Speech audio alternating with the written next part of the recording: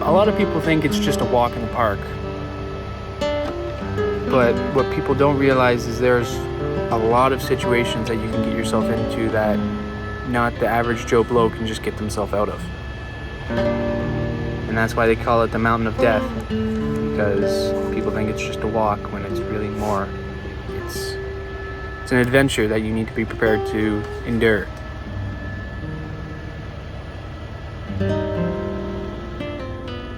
Today marks the beginning of an exciting venture for my dad and I. We are headed to Aconcagua, the highest peak in South America, for a one-in-a-lifetime climbing adventure.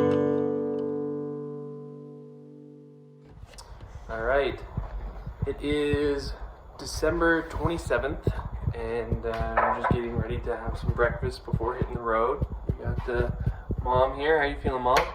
Well, I wish you weren't cold, but I'm good.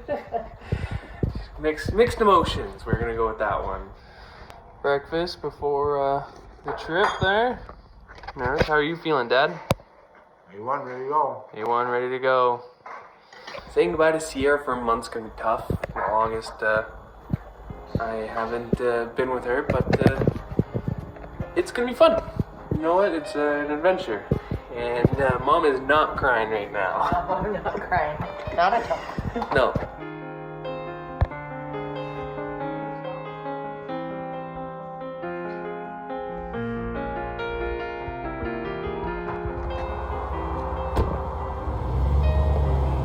When I first thought about it, I said, well, wouldn't it be cool to take all 4 kids for a camping trip to Aconcagua?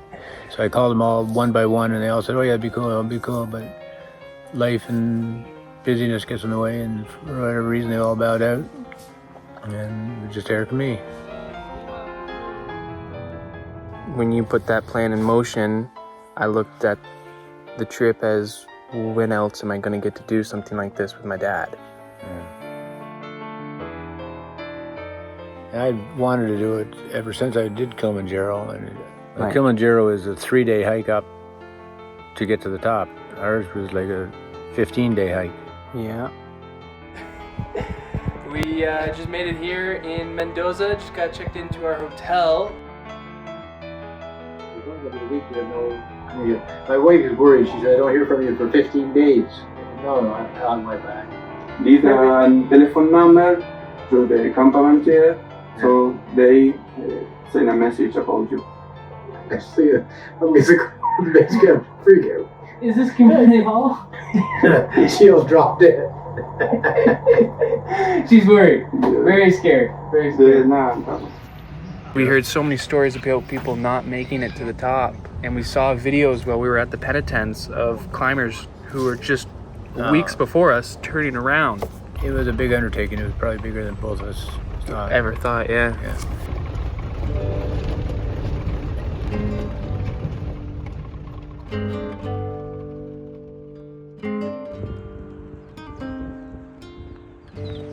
Where are we, Dad? We are at the entrance to the park to the Vasquez Valley. Yeah, how do you feel about that, Matt? Pretty excited. Yeah? Can't wait to start. Feeling anxious, nervous? What are your thoughts for the trip? I think it's gonna be easy. Easy? Just a walk in the park. Just a walk in the park? How about you, Dad? Yeah. You're packing light, he's packing heavy. I'm packing fairly light too, and our guide, I'm trying to figure this out. Right there, Cookie. He's gonna be taking us into the park here, and quite shortly we're gonna be taking our first steps of this adventure. And I couldn't ask for a better group here. Looking pretty forward to it. It's really amazing how much stuff you need to pack for a multi-day climb like this. We wanted to be as prepared as possible.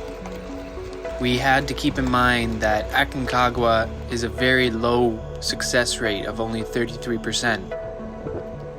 You can very well be as prepared as you want, but Aconcagua decides whether you make it or not.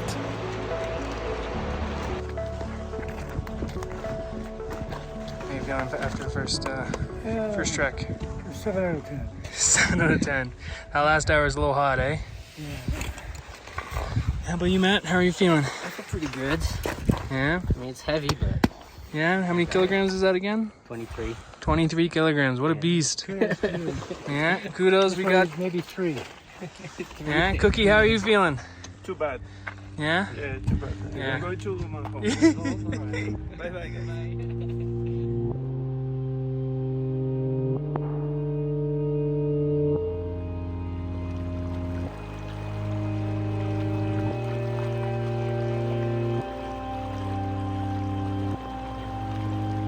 It's hard to comprehend just how much climbing it takes to get up to 22,000 feet, and then just as much climbing to get back down, and putting your body through all the acclimatization of hitting higher altitudes and climb high, sleep low, and how it affects your bodies in so many different ways. It just really spins you for a loop.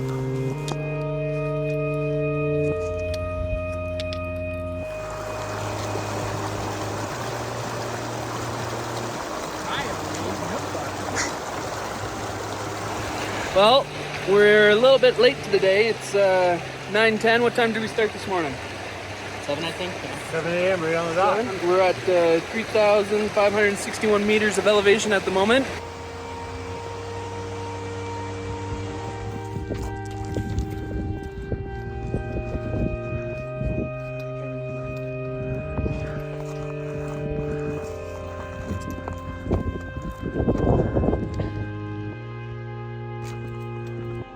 It took us days from entering the park entrance to get to the base camp, which is just multiple days just to wear you down, thinking, can we do this? What is this going to be like? Maybe you're in your head saying, oh, this is so easy. Well-deserved rest. Nice job, guys. Put it in there. Aconcagua. Yeah.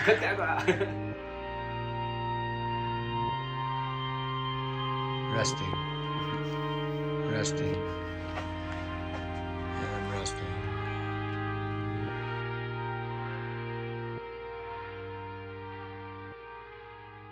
What are we doing this morning?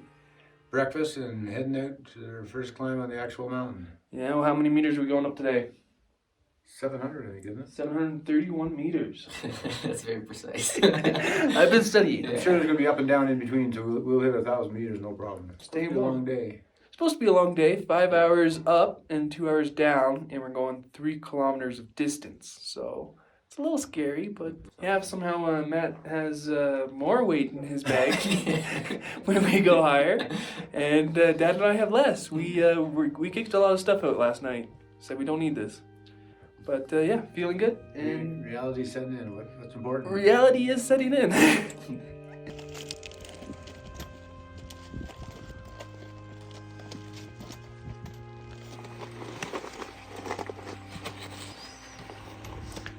Well, we started training in July because we knew that physically we were going to have to be in our tip-top shape. We were warned about pulmonary edema as we prepared for this trip, and we knew it could happen to anyone. No one could predict who's vulnerable to it. It can even hit seasoned climbers. It's just sometimes the luck of the draw on how this works.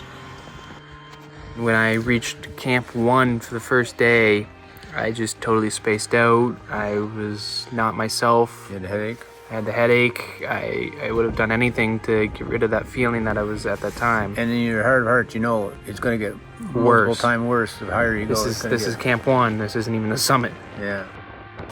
But the physical really was only 10% of it. It's the mental is really the tough part. There's no really way to mentally prepare yourself. No. But we had it in our heads that we just can't give up. You just got to keep going. As long as you put one foot in front of the other, you're going to make it. Here, Dad and I are just about to dive into our five-star meal here. We got rice and ham and carrots and potato, it looks like. Who knows what else is in this? Came out of a bag. Perfect. Should give us plenty of energy for tomorrow. And yeah, here, dinner in a tent, you know? Perfect. Day 9? Today's day 9. Day 9. I think we were both prepared, like we knew it was gonna be cold. We knew our bodies were gonna react differently in the altitude, but what I think that really became the challenge for both of us that we didn't really see coming was just the never-ending punishment that just kept getting thrown at us. It's the elements just kept throwing day after day. It just kept wearing you down. It's not sleeping at night. It's the wind howling so hard that your tent's shaking and you just think it's gonna blow away with you inside of it. It's the hiking and having nothing in your stomach and you don't want to eat because your body just doesn't function at altitude. Like, that was the first time I've ever felt my body at altitude. And I think just the mix of everything together just became a lot. It's a million little things rather than any one thing. We were all looking for that one poison arrow that we had to avoid, but it wasn't one arrow. Yeah, it was everything together. It sucked. You're still, in your mind, you're thinking about some of the stories you heard. Like when Cookie said, if you get to the top, you're totally drained, you got nothing in the tank, what happens? He says, I take a rope, and I tie it around you, I tie it around me, and I start walking. You have a choice, either I walk with you down the mountain, or I drag you down that mountain. And you say, oh, the way I'm thinking, will I be that guy who gets dragged down the mountain? Yeah. So it just makes your mind go to places that you shouldn't go. Oh, we're moving to Camp 2. Yep. Today. Porters are wearing up our stuff. Yep. The And wind finally slowed down. yeah, Dad's not feeling the best.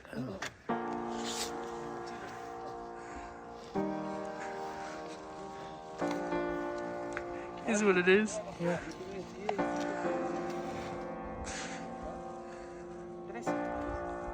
But Matt and I will go on. Yeah. Make it.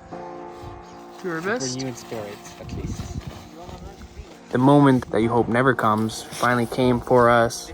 The day where we decided that it would be best for us to split up. That was a tough day. That was a very tough day.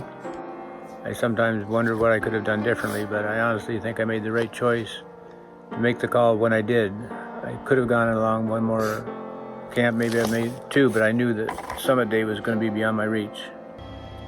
And I was suffering pretty good just from lack of sleep and constipation and whatever. I bow now and let them have the chance, let them have the guides so that they at least have the chance to do it. I just didn't want to be the one that says we had to come down because Dad wasn't feeling good. I love you, Dad. I'll climb this mountain for us. Whatever it takes. Love you.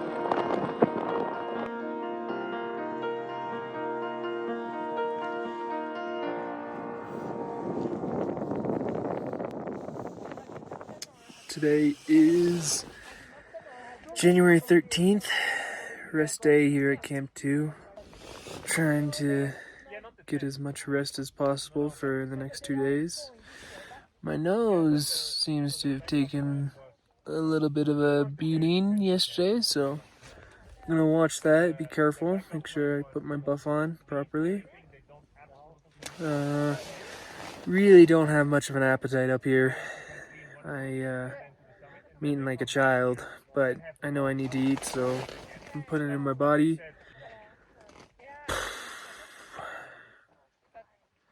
Miss you, Dad. Miss everyone, really. But we'll see where things go from here, but plan on summiting this bitch on the 15th.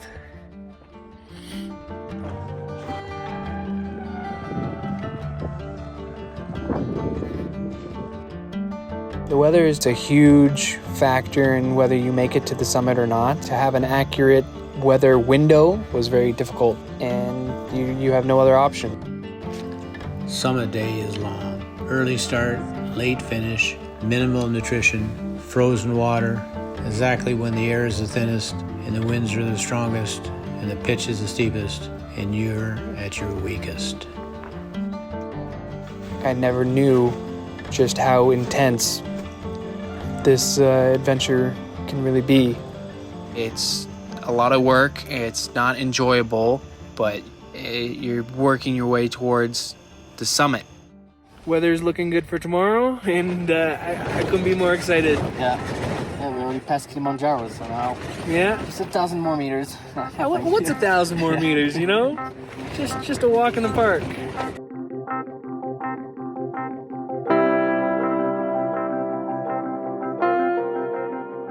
Yeah, I still can't believe I made it to the top. Where are we right now, Cookie? Where are we? We're at Summit. Yes, in Summit. Where are we right now, Matt? We're at Summit. Where are we right now? Oh, Summit. We made it. Sun's right there. We're on top of the world. This is the most amazing guide in the world, Cookie. I couldn't have done it without him. Fucking hardest thing I've ever done. Goddamn. Okay. We gotta go down.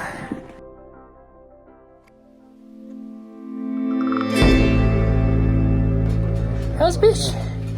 It's probably the physically hardest day I've had to date. It definitely hit Matt harder than me because he ended up falling a dozen times to the point where our guide Cookie had to put a rope around him and himself to make sure he doesn't go too far. And on our way down, we hit a pretty nasty whiteout storm.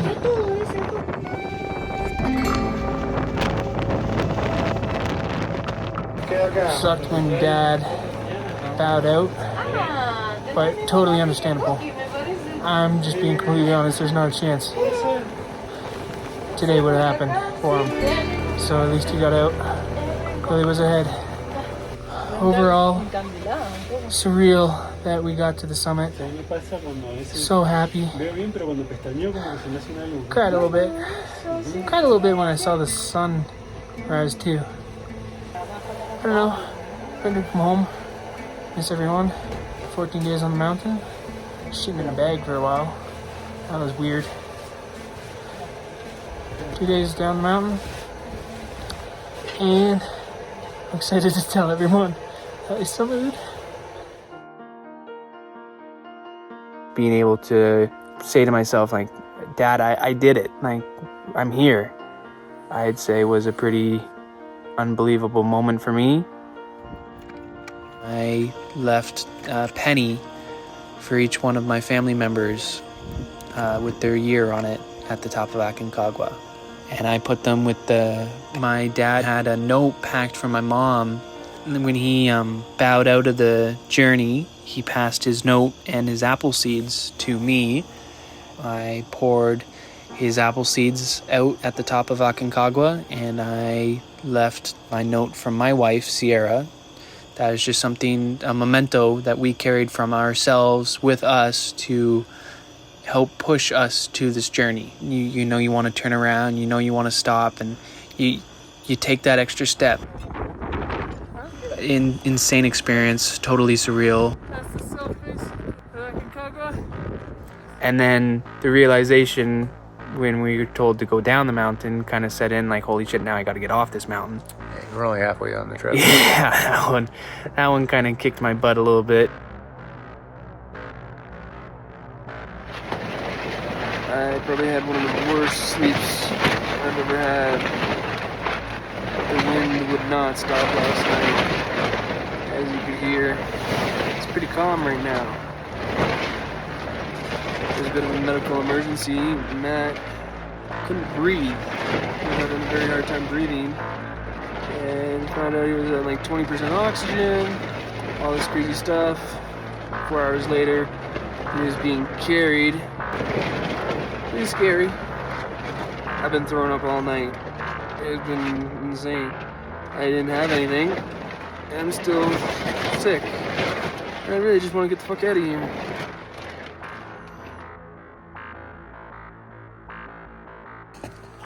Well, we made it to Camp 2 from Camp 3 this morning. So Matt was carried down here to Camp 2 on the other side last night.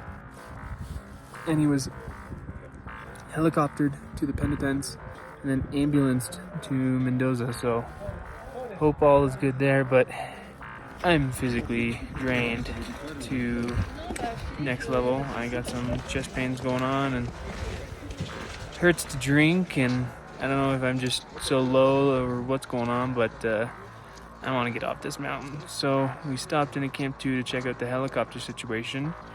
$3,200 here, and I gotta wait 4 hours.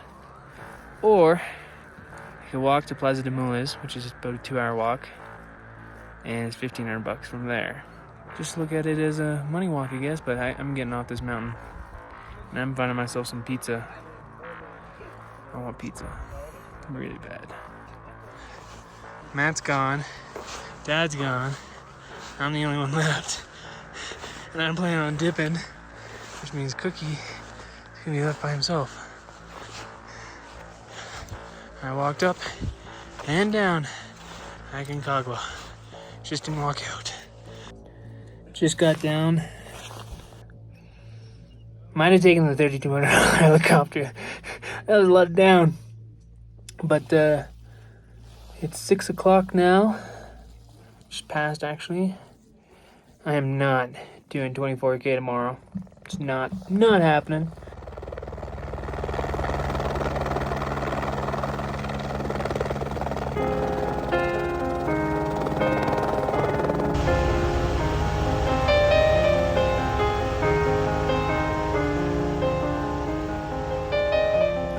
One of the things I wanted out of this experience was you often see movies, you see documentaries where they're climbing Everest or climbing K2 and life around the camp, and I'm like, that'd be cool just to have that experience. So yeah, getting to the top is the ultimate goal, but just having the experience of spending time at the base camp and the camaraderie and the beauty of the mountains in the distance and the snow-capped, and gives you that sense of awe.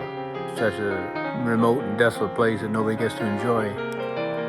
We got to see it ourselves firsthand.